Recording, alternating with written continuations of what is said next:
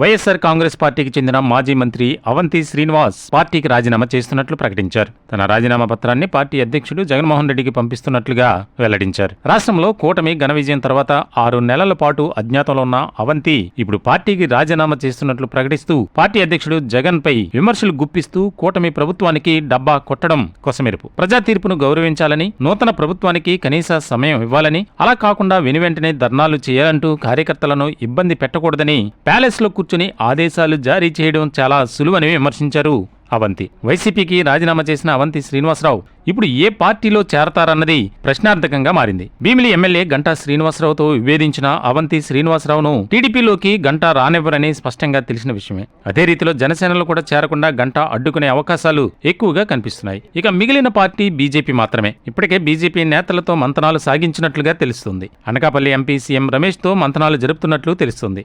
గంటా శ్రీనివాసరావు, అవంతి శ్రీనివాసుల మధ్య ప్రస్తుతం పచ్చగడ్డి వేస్తే బగ్గుమంటుంది. రాజకీయంగా భవిష్యత్తులో నిలబడాలంటే కూటమిలో భాగమైన బీజేపీలో చేరడమే ఉత్తమమని ముత్తంశెట్టి శ్రీనివాస్ భావించి అటువైపు అడుగులు వేస్తున్నట్లుగా పార్టీ వర్గాలు గుసగుసలాడుకుంటున్నాయి. నిన్నటి వరకు భుజాలకు ఎత్తుకుని మోసిన వైసీపీని ఓడిపోయిన వెంటనే విమర్శలు గుప్పించడం పట్ల అవంతి వైఖరిపై వైసీపీ శ్రేణులు బగ్గుమంటున్నాయి. పదవి కోసం పార్టీల వెంట తిరుగుతున్నారు అంటూ విమర్శిస్తున్నారు. భీమిలి నియోజకవర్గం నుంచి ఎన్నికలలో పోటీ చేసిన అవంతి శ్రీనివాసరావు తెలుగుదేశం కూటమి అభ్యర్థి గంటా శ్రీనివాసరావు చేతిలో ఓటమి పాలైన సంగతి తెలిసిందే. అప్పటి నుంచి అజ్ఞాతంలోకి వెళ్లిపోయిన అవంతి గురువారం బయటకు వచ్చి వైసీపీకి రాజీనామా చేస్తున్నట్లుగా ప్రకటించారు. బీజేపీలోకి వెళ్లడానికి మార్గం దొరకడంతో వైసీపీకి రాజీనామా చేస్తున్నట్లుగా ప్రకటించినట్లు సమాచారం. అవంతిని పార్టీలోకి చేర్చుకోవడానికి సీఎం రమేష్ సానుకూలంగా ఉన్నట్లు తెలియవచ్చింది. ప్రస్తుతం అవంతి బాటలోనే భీమవరం మాజీ ఎమ్మెల్యే గ్రంథి శ్రీనివాస్ కూడా వైసీపీకి రాజీనామా చేస్తున్నట్లుగా ప్రకటించారు. గ్రంథి శ్రీనివాస్ జనసేనలోకి చేరే అవకాశాలు ఉన్నట్లుగా తెలుస్తుంది. అవంతి శ్రీనివాస్ కూడా జనసేనలోకి చేరడానికి